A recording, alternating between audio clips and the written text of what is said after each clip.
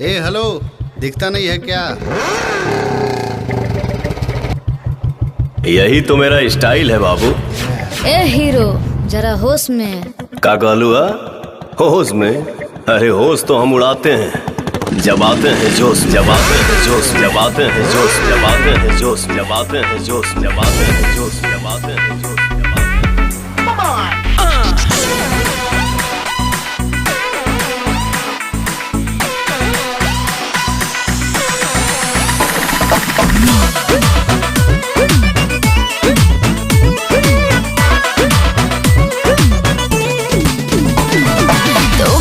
चक्कर में है तेरे चक्कर में जमाना, मरती हूँ तुझ पे मैं बाबू, मेरा तू हो जाना।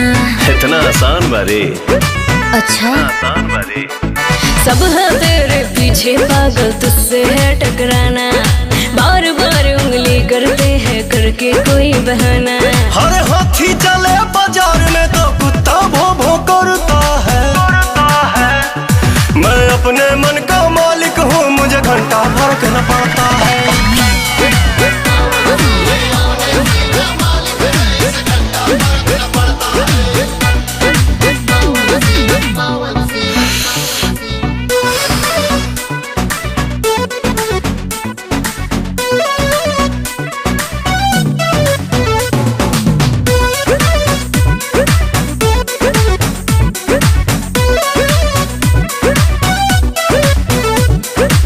तुझमें जो बात न किसी में वो बात है, प्यार से करता दुश्मनों से मुलाकात है।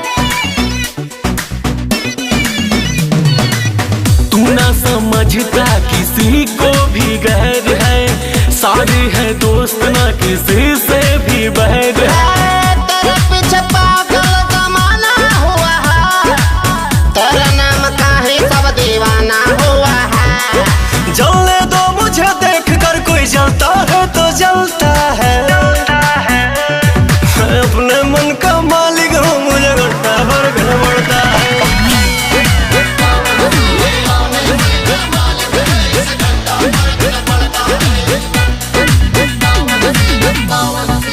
ए, हटना। तू अपना काम करना। अच्छा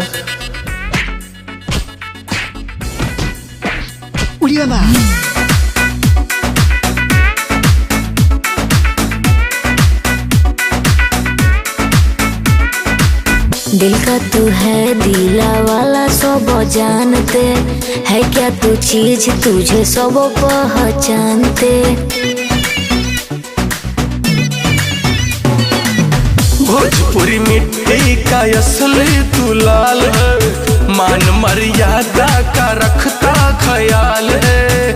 सोचने वाले को ना एक पल भी चैन है, प्यार देने वाले सब पवन सिंह के फैन हैं। अमित पुतुल दीपक जैसे लाखों पीछा करता है। मैं अपने मन का मालिक हूँ, मुझे घंटा फर्क न पड़ता है।